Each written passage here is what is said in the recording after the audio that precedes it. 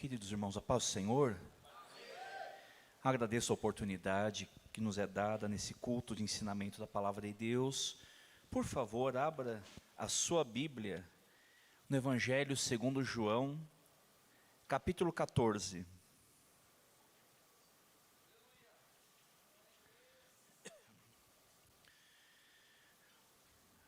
João 14, dos versículos 9 ao 12, especialmente o versículo 12.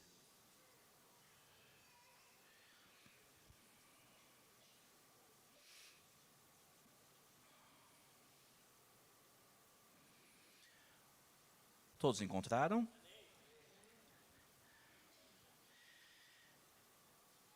Disse-lhe Jesus: estou há tanto tempo convosco e não me tendes conhecido, Filipe. Quem vê a mim, vê o Pai. E como dizes tu, mostra-nos o Pai.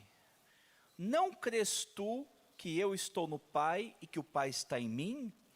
As palavras que eu vos digo, não as digo de mim mesmo, mas o Pai que está em mim é quem faz as obras. Crede-me que eu estou no Pai e o Pai em mim. Crede-me, ao menos, por causa das mesmas obras. Na verdade vos digo que aquele que crê em mim também fará as obras que eu faço, e as fará maiores do que esta, porque eu vou para meu Pai. Oremos. Querido Deus, Tu és santo, Tu és bom, Tu és maravilhoso, e Tu cuida de nós. Nos abençoe com a Tua palavra nesse momento, Senhor. Que Teu Espírito haja com liberdade em nosso coração, nossa vida. Nos capacita nessa noite, Senhor. E cuida, Senhor, das nossas causas. É o que eu te peço, eu agradeço o nome de Seu Filho amado. Amém. Peço perdão, deveria ter começado a ler do versículo 8. Mas Filipe faz uma pergunta inadequada para Jesus. Filipe pede: Senhor, mostra-nos o Pai, e isto nos basta. E Jesus responde para Filipe: Filipe, eu estou há tanto tempo com vocês, e ainda não têm me conhecido, ainda não conseguiram entender quem eu sou. Lembrando que estamos no capítulo 14 de João, e por 3 vezes nesse evangelho, Jesus já havia afirmado a sua divindade e a sua igualdade com o Pai. Ele disse: eu e o Pai somos um. Ainda antes que Abraão existisse, eu sou. E ainda no capítulo 5, 17, os próprios fariseus entenderam que quando Jesus se dizia Filho de Deus, ele estava se igualando ao Pai. Mas Jesus novamente responde enfatizando a sua divindade: quem vê a mim, vê o Pai.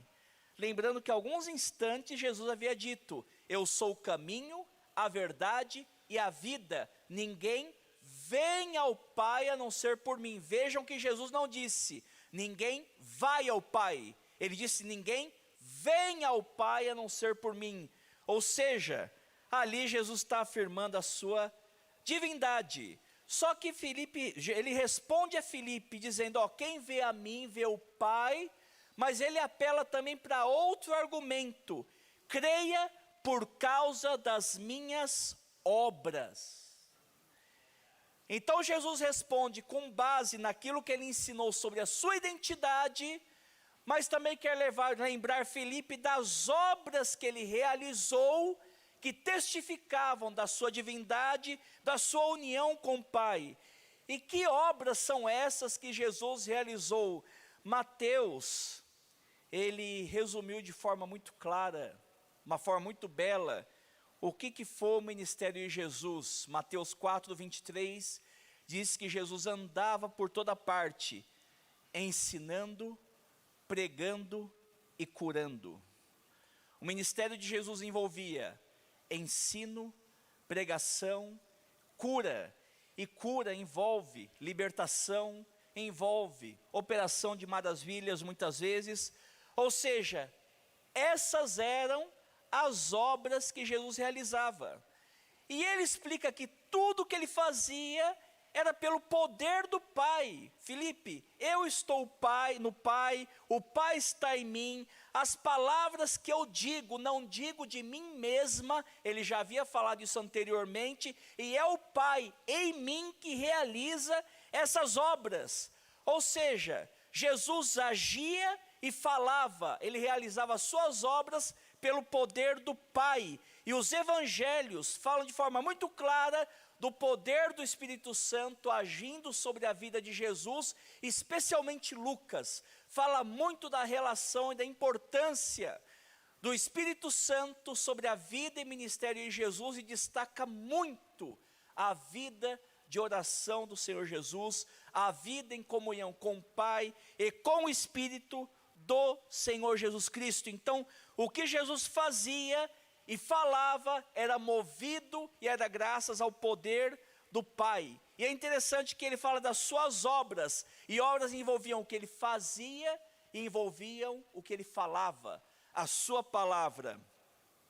A palavra de Jesus tem as seguintes características. Primeiro, é uma palavra que permanece. Jesus disse em Marcos 13, passarão céus e terra, mas a minha palavra não passará.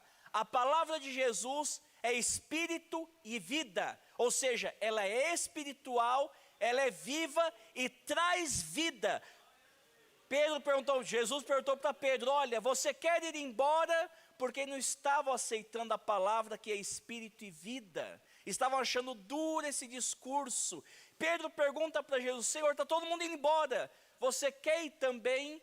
E Pedro responde, Senhor, para quem iríamos nós? Vejam que Pedro não responde para onde iríamos, mas ele diz para quem iríamos. Você não precisa de um lugar, você precisa de uma pessoa, o Senhor Jesus Cristo.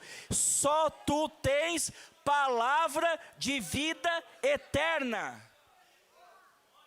A palavra de Jesus é espírito, é vida, ela permanece, ela tem autoridade. Por isso que quando as multidões ouviam Jesus falar, diziam, a palavra dele é diferente da palavra dos escribas, a palavra dele é diferente da palavra dos fariseus, porque a palavra dele tem autoridade, e porque tem autoridade, tem poder de juízo. Jesus disse, eu não julgo ninguém, mas a minha palavra vai julgar no último dia. Mas ao mesmo tempo é uma palavra cheia de graça. Lucas 4:22, na sinagoga, todo mundo ficava admirado com as palavras de graça que saíam da boca de Jesus. Por quê? Palavras que provêm do Pai. Por isso que Jesus nunca, nenhum homem falou igual a Jesus. A sua palavra é incomparável. Ou seja, Jesus está explicando para Filipe, Filipe, pensa nas minhas obras e pensa na minha palavra. As obras de Jesus se equiparam às do Pai. Crede-me que eu estou no Pai e o Pai em mim. Por quê? Por causa das mesmas obras. O poder do Pai agiu sobre a vida e o ministério de Jesus Cristo. Jesus ressuscitou mortos, Jesus curou enfermos, Jesus limpou leprosos, Jesus deu ordem sobre a natureza, assim como muitas vezes o Pai fez no período do Antigo Testamento. Mas mais importante do que isso, as obras de Jesus não mostram apenas que Ele é poderoso como Pai, mas também mostram o caráter do Pai revelado nas atitudes de Jesus. Os evangelhos falam que muitas vezes Jesus agia movido de íntima compaixão. Então isso revela que o coração amoroso de Jesus é semelhante ao coração amoroso do Pai. Jesus tem misericórdia e tem compaixão do enfermo, do aflito, do excluído e do necessitado. E quando Jesus age mostrando isso, Ele mostra que o Pai também tem um coração amoroso pelo enfermo, pelo sofredor, pelo aflito, pelo excluído. Ou seja, Ele e o Pai são um. Ele não é apenas poderoso, mas Ele é poderoso e amoroso. Nós não adoramos a Ele apenas porque Ele tem poder, porque alguém pode ter poder e não ter caráter, mas Jesus não, Ele tem poder e tem caráter, Ele é poderoso, mas é amoroso, porque Ele é santo. Então as obras de Jesus eram obras santas, as palavras de Jesus, palavras santas, em sintonia com o Pai Santo, que não apenas é todo-poderoso, onisciente, onipresente, mas também é amoroso. Sendo assim, as obras de Jesus dão testemunho da sua união com o Pai. Filipe, o Pai está em mim, eu estou no Pai, eu já tinha te falado, você não anotou, eu e o Pai somos um, e essas obras testificam que Ele me enviou. É o conceito de sinal no Evangelho de João. Tudo aquilo que Jesus fazia apontava para o Pai, para que as pessoas compreendessem o Pai. Só que Jesus faz algo mais além de corrigir Filipe. Jesus corrige Filipe e faz uma surpreendente declaração. Filipe, o Pai está em mim, eu estou no Pai, e isso é evidenciado pelas obras que testificam a nossa união, que Ele me enviou. Essas obras envolvem tudo aquilo que eu faço, tudo aquilo que eu falo, e quer saber? Aquele que crê em mim fará as mesmas obras. Se Jesus tivesse parado só aí, já seria espantoso.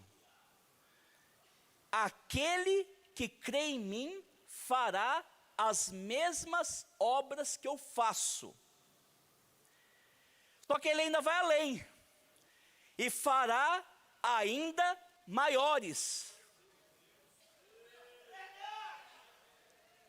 Lembra que eu citei em Mateus 4, Jesus ensinava, pregava e curava. É o resumo de Mateus no ministério de Jesus. Sendo assim, o ministério da igreja é um ministério de palavra e um ministério de poder. É um ministério de palavra e é um ministério de libertação. É um ministério de palavra e é um ministério que envolve milagres e o sobrenatural. É surpreendente, porque isso mostra uma verdade muito importante, que Deus é todo poderoso, mas Ele não gosta de fazer as coisas sozinho. Deus usa pessoas. Quando a gente lê lá em Atos capítulo 4, versículo 8, aquela situação difícil, e Pedro se dirige para falar, o texto diz, e Pedro, cheio do Espírito Santo, falou. Vejam que é uma pessoa cheia do Espírito Santo. O Espírito Santo agiu através de Pedro, porque Deus age através de pessoas, é uma parceria santa. Deus age através de pessoas, para mudar vidas, para mudar histórias, para invadir as fortalezas do inimigo, para levar vida onde há morte, para levar libertação onde há cativeiro. Por quê? Porque Ele faz de nós seus cooperadores. Você consegue imaginar o tamanho do privilégio de saber que você é uma ferramenta de Deus para trazer algo de bom no mundo? Jesus não é ciumento, Jesus não é vaidoso. Se você crê em mim, você vai fazer as mesmas obras que eu faço, e você fará obras ainda maiores. Deus tem prazer de usar pessoas e fazer delas seus cooperadores. Sendo assim, eu quero olhar para os irmãos, essas duas verdades que esse texto apresenta. Primeiro, que nós devemos fazer as mesmas obras de Jesus. Por quê? Porque Jesus sempre é a nossa referência. A gente tem que ter um ponto de partida, esse ponto de partida é Jesus. E um ponto de chegada, esse ponto de chegada também é Jesus. Jesus é a nossa referência, Jesus é o nosso exemplo e Jesus é o nosso alvo. Por que que Ele é nossa referência? Porque Paulo diz que nós devemos crescer até a estatura de varão perfeito. E quem é esse varão perfeito? É Jesus. A tal ponto que Paulo falava, sejam meus imitadores. Por que, Paulo? O que você faz de tão bom? Eu faço uma coisa boa, eu imito a Jesus Cristo. Então Jesus é o nosso ponto de partida. porque Ele é o nosso exemplo e ao mesmo tempo Ele é o nosso alvo. Eu quero crescer à estatura de varão perfeito. Essa estatura não está em Paulo, não está em Pedro, não está em A, não está em B, mas está em Jesus. Por isso que o mesmo Paulo diz, eu prossigo para o alvo. Aliás, esse não é apenas o nosso alvo, mas esse também é o alvo de Deus, porque está escrito lá em Romanos 8, que aqueles que Deus chamou, aqueles que Deus justificou, Ele tem um propósito, nos tornar mais parecidos com Jesus. A semelhança de Cristo em nós é o alvo da salvação. Por isso que santificação, que é o processo de ficar mais parecido com Jesus, é um processo de humanização, porque eu vou me tornando um ser humano melhor, a estatura de varão perfeito, a estatura de Cristo, é aquilo que Ele quer construir em nós. Jesus sempre vai ser a nossa referência, nosso exemplo e nosso alvo. E fugindo um pouco da mensagem, lá em Efésios, está escrito que naquele grande dia Deus vai fazer convergir todas as coisas em Cristo. Então vejam, Cristo é o alvo do ser humano, mas Cristo também é o alvo da criação, porque lá em João 1 está escrito, tudo foi feito por Ele, por meio dEle e para Ele. No grande dia da redenção, nós vamos ver a glória de Cristo no ser humano e a glória de Cristo na criação, porque isso que Ele é o alfa e o ômega, o princípio e o fim. Então a gente não pode perder esse ponto de partida. Devemos fazer as mesmas obras de Jesus. E aí alguns versículos nos ajudam a entender o que isso vai impactar nossa vida. Lucas escreveu lá em Atos 10, 38. Mateus resumiu a vida de Jesus em Mateus 4. Lucas resume dizendo, Deus ungiu Jesus de Nazaré com o Espírito Santo e com poder, o qual andou fazendo bem, curando a todos os oprimidos do diabo, porque Deus era com ele.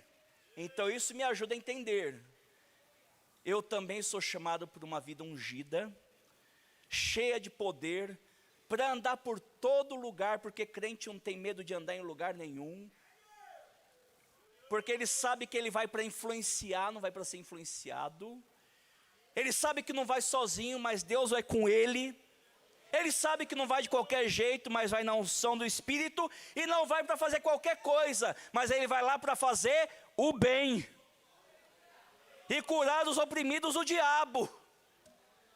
Por isso que o vento sopra onde ele quer, o Espírito coloca a igreja em movimento, para andar por toda parte, na unção de Deus, para fazer o bem e levar a libertação.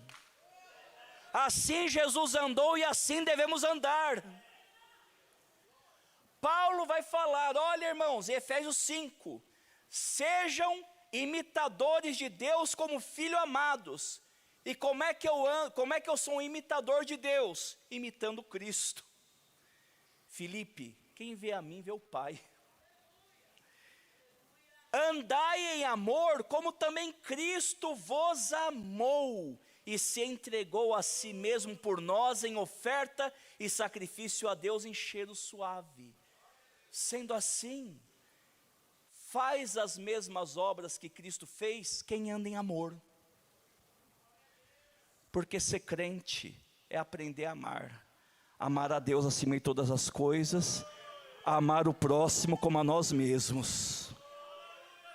Não é de qualquer jeito.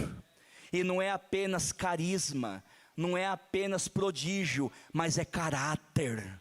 Porque naquele dia muita gente vai bater na porta, reivindicando a sua entrada com base no carisma. Senhor, eu expulsei demônios, Senhor, efetuei milagres, Senhor, curei enfermos. Não vos conheço, apartai de mim, vós que andais na iniquidade. Ou seja, fazer as mesmas obras que Cristo, envolve também o caráter de Cristo, andar em amor como Ele também andou. É por isso que então João pergunta: aquele que diz que está nele, também deve andar como ele andou. E Cristo não andou com ignorância. Cristo não andou destilando desprezo, indiferença, preconceito. Pelo contrário, Jesus andou em amor, e a igreja também anda em amor. É por isso que o próprio Jesus diz: assim como o Pai me enviou, eu envio vocês também, recebam o Espírito Santo. Porque somos chamados a fazer as mesmas obras, e não vamos conseguir isso sem a ajuda do Espírito Santo. Mas o mesmo Jesus que subiu, enviou o seu Espírito para estar com a igreja, para convencer do pecado, da justiça, do juízo, para transformar e para revestir de poder. Porque Ele deu um propósito para a igreja, Ele deu uma finalidade para a igreja, e o mesmo Senhor que envia é o Senhor que capacita. Como o Pai enviou a Cristo, Ele envia a igreja. E isso me ensina o que, irmãos? O natural da igreja é o sobrenatural. Somos chamados para fazer as mesmas obras. Somos chamados para andar em amor, e ir às últimas consequências do amor, e também levar a palavra e o poder. Não duvide disso. Não descreia disso. O Senhor que te chamou também vai te capacitar. O Senhor que chamou também envia seu Espírito Santo. O Senhor que te envia vai te dar poder e também vai mexer no teu caráter. Só que ao mesmo tempo, o texto nos chama atenção para o fato que devemos fazer as mesmas obras de Jesus.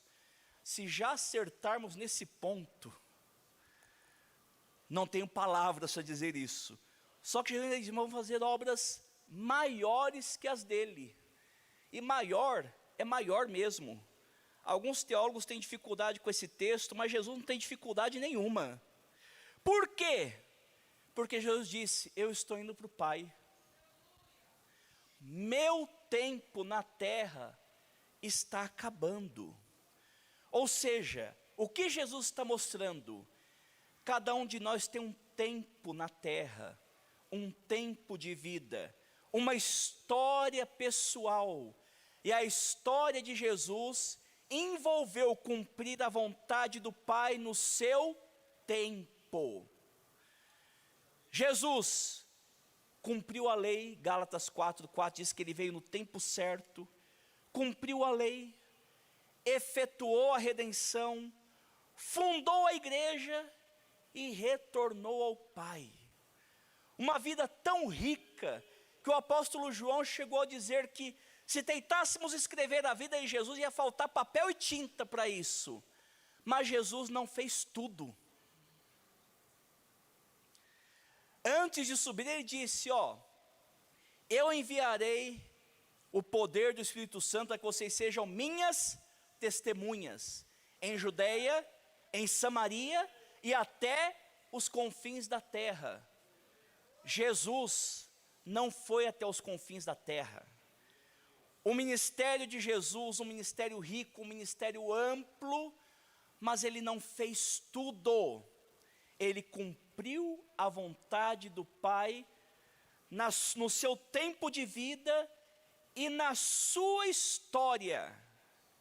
Mas a igreja receberia poder para ir até os confins da terra, fazer obras maiores, não em termos de qualidade, mas em termos numéricos e de variedade. Ou seja, aquilo que Jesus não fez, a igreja ia fazer. Por isso que ele falou: aquele que crê em mim vai fazer as mesmas obras que eu faço, e vai fazê-las ainda maiores. Por que, Jesus? Porque eu vou para o Pai, mas eu vou enviar o Espírito Santo, para que vocês vão até os confins da terra e façam obras ainda maiores. Por exemplo, Pedro 5.000 pessoas se converteram com a pregação de Pedro. Isto não aconteceu no ministério de Jesus. Paulo fez 3, talvez 4 viagens missionárias. Paulo foi para a Europa e levou o evangelho. Jesus nunca foi para a Europa. A história da igreja mostra que a igreja fundou hospitais. Jesus nunca fundou um hospital. Mas em nome do evangelho e do amor a Cristo, a igreja fundou os hospitais. A igreja ajudou a mudar a cultura do Império Romano, acabando com a luta dos gladiadores, a tal ponto que aquele grupo perseguido e humilde conseguiu vencer o maior império da terra. A igreja ajudou no movimento da libertação dos escravos, no século 17 em diante. A igreja fundou a escola bíblica dominical, ou seja, cada geração da igreja viveu um momento diferente, e a igreja faz obras maiores quando ela enfrenta os desafios que aparecem diante dela, na sua história, na sua circunstância e no seu contexto. É para isso que Jesus mandou a igreja até os confins da terra, e estou convosco todos os dias, até a consumação dos tempos. Ou seja, nesse sentido, a igreja faz obras maiores, porque o ministério de Jesus não envolveu fazer tudo, mas ele realizaria coisas diferentes através da igreja. Então isso me ensina que nós devemos cumprir a vontade do Pai em nosso tempo, com a nossa história de vida, com o nosso tempo aqui na terra, enfrentando os desafios dos nossos dias. Atos 13:36 diz que Davi cumpriu o propósito de Deus em sua geração. Jesus também cumpriu o propósito dele em seu ministério. O propósito dele não envolveu ir para a Europa, não envolveu fundar hospitais, mas ele cumpriu o propósito dele. E nós cumprimos os propósitos do Senhor em nossa geração, quando enfrentamos os desafios do nosso tempo. E são desafios diferentes, são desafios em outros contextos que a igreja vai experimentando, mas para todos esses desafios existe uma resposta que a igreja consegue trazer pela palavra e pelo poder de Deus. Só para dar um exemplo, nós enfrentamos desafios diferentes até das gerações anteriores de assembleanos. Quanto mais comparado aos tempos do Novo Testamento. Por exemplo, hoje nós vivemos em um tempo secularizado. Os dias de Jesus não tinham essa característica. Secularismo é o pensamento ou é a ideia de que o ser humano não precisa da religião e que a religião até mesmo faz mal. Quanto menos religião, melhor fica o mundo. Por isso que hoje, culturalmente, a pessoa que tem fé, ela é mal vista, porque a cultura dos nossos tempos não dá valor para a religião. Esse desafio a igreja primitiva não enfrentou, mas a igreja do século 21 tem que enfrentar. É por isso que a gente vai fazer obras maiores, porque cada geração da igreja enfrenta um desafio diferente. E a igreja não pode cruzar os braços, não pode baixar a cabeça e não pode acovardar, porque ele prometeu, nós faremos obras ainda maiores. Apesar de vermos uma cultura secularizada, o homem ainda não deixa de ter necessidades espirituais, e nós estamos vivendo um momento em que uma religião está crescendo de forma muito assombrosa e muito grande, que é a religião islâmica. Não existia islamismo nos dias de Jesus. Hoje a igreja tem que dialogar, tem que pregar o evangelho, tem que anunciar a palavra de Jesus Cristo, que não era apenas um profeta, como disse Maomé, mas o Filho de Deus àqueles que têm essa crença. Jesus nunca pregou para um muçulmano, Paulo nunca fez isso, nem Pedro, mas é um desafio do nosso tempo. E algumas projeções dizem que em alguns anos o islamismo terá mais adeptos do que o cristianismo. Um outro exemplo, se entrarmos na questão ética, existem questões e desafios do nosso tempo que até 10 anos atrás não eram sequer mencionados. As questões de gênero e de identidade, por exemplo. A igreja tem que lidar com isso hoje e tem que falar a verdade em amor. A questão LGBTQIA+, uma questão tão complexa, e como nós mencionamos no curso preparatório de obreiros, daqui a alguns anos, um jovem na igreja falar: pastor, eu tenho 2 pais, pastor, eu tenho 2 mães. Como nós vamos anunciar o amor de Deus para essas pessoas, sendo que são o nosso próximo? Jesus morreu por eles e ele diz que nós faremos obras ainda maiores.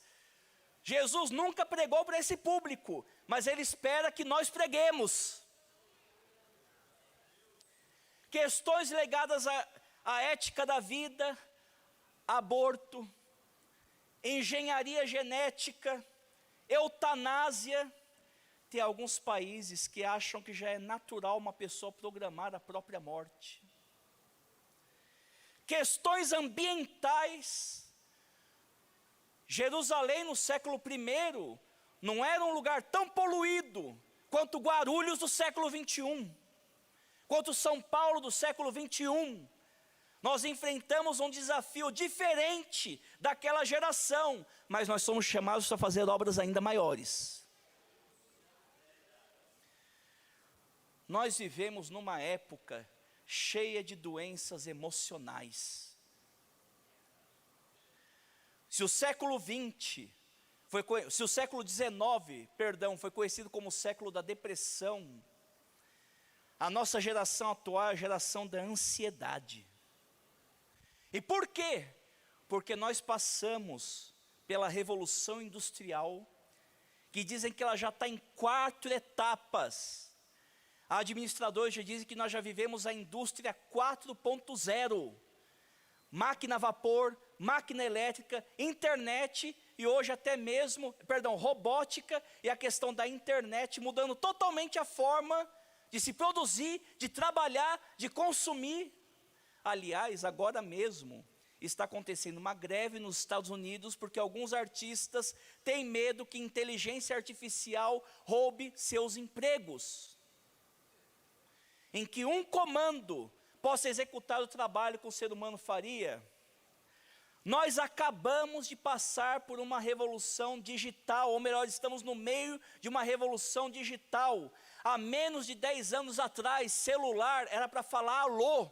Hoje em dia, é a função menos usada de um aparelho celular. E quando se fala em revolução, se fala de mudança de cultura, mudança de valores, mudança de procedimento, e tudo isso gera ansiedade. Porque a gente não sabe o que o futuro traz. Por isso que essa geração está tão mal, entre outros motivos, emocionalmente e psicologicamente. Por isso que dizem que alguns jovens estão perdendo até mesmo a capacidade de se conectar olho no olho, diretamente. Por isso que nós vemos tantos depoimentos de automutilação entre os jovens. Por isso que suicídio é um assunto cada vez mais presente, não apenas no mundo, mas no meio da igreja. Porque estamos vivendo em uma era em que a saúde mental e emocional vai muito mal. Mas somos chamados para fazer obras ainda maiores. E vivemos em um momento diferente da igreja primitiva, porque a igreja primitiva, ela era perseguida, mas a Bíblia diz que ela caía na graça do povo. O povo tinha simpatia pela igreja. Hoje vivemos numa época de descrédito. Hoje a sociedade pode falar não apenas da inquisição da igreja católica, mas dos escândalos dos pastores evangélicos. dos crimes cometidos por lideranças evangélicas, desvios éticos, desvios financeiros. Razão pela qual, quando alguém fala, eu sou pastor, a primeira reação não é ser visto com respeito, mas ser visto com suspeita, como um charlatão ou um aproveitador da fé alheia. Nós vivemos em uma época que traz desafios diferentes, mas ouça uma coisa com muita atenção: desafios diferentes são oportunidades diferentes. Jesus nunca pregou para o muçulmano, você pode pregar. Jesus nunca ajudou alguém com problemas na sua sexualidade, você pode ajudar. Paulo sim, mas Pedro nunca pregou sobre saúde emocional, você pode. Paulo nunca falou sobre questão ambiental, você pode. Já começando a já não jogar lixo na igreja, quanto mais na rua. Obras ainda maiores, falar a verdade em amor, não as pessoas que Jesus pregou, porque ele já cumpriu o seu ministério. Eu estou indo para o Pai, vou mandar o Espírito Santo agora para vocês, irem até os confins da terra, até a consumação do mundo, levando o meu amor, levando a minha palavra, fazendo obras ainda maiores daquelas que eu fiz. É para isso que Jesus capacitou a igreja. Então olhe para desafios diferentes, olhe para os tempos de hoje e veja a oportunidade e a promessa, porque você foi enviado como ele foi enviado, e ele derramou seu Espírito sobre a igreja. Esses desafios têm que ser atendidos. Não adianta fechar os olhos e muito menos cruzar os braços, porque Deus ungiu Jesus de Nazaré, ele também vai ungir você. Jesus de Nazaré andou por toda parte, naquilo que estava reservado ao seu tempo de vida. Você também, vá para onde Deus te mandar, porque não tem lugar melhor do que ir para onde Deus me mandar. E para fazer o quê? Para fazer o bem e para curar todos oprimidos do diabo. Por quê? Como Deus foi com ele, ele também vai ser com você.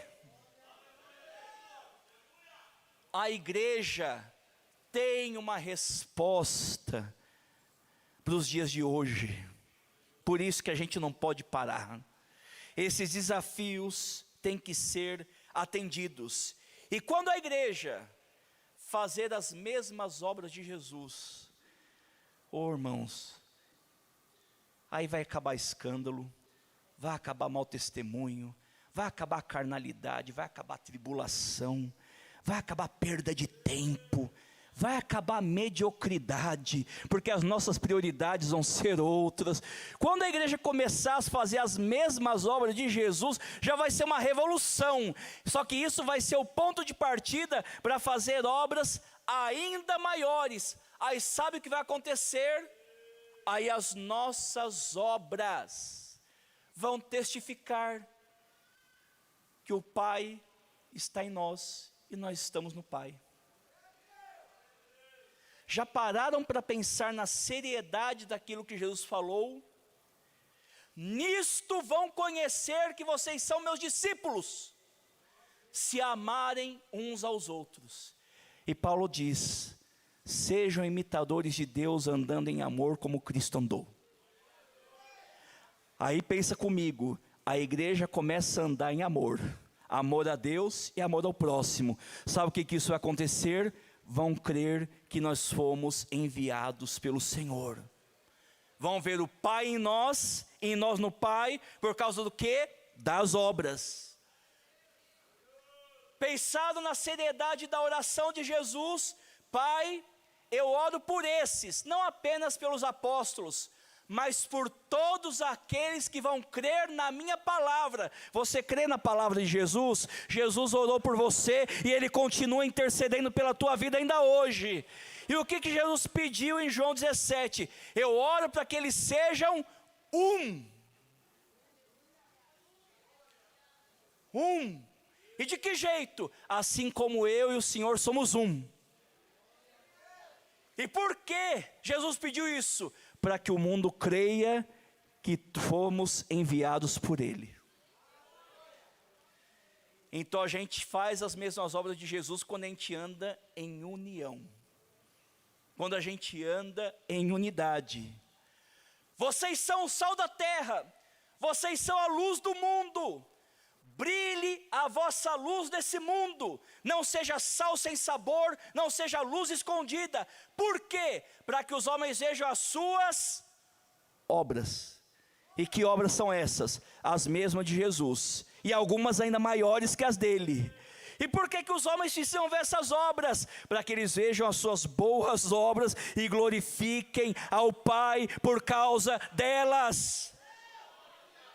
Então, quando a igreja anda nesse caminho, as nossas obras, não nossos discursos, não nossos eventos, não nossas bravatas, não nossas falácias, mas as nossas obras, porque fé sem obras é morta.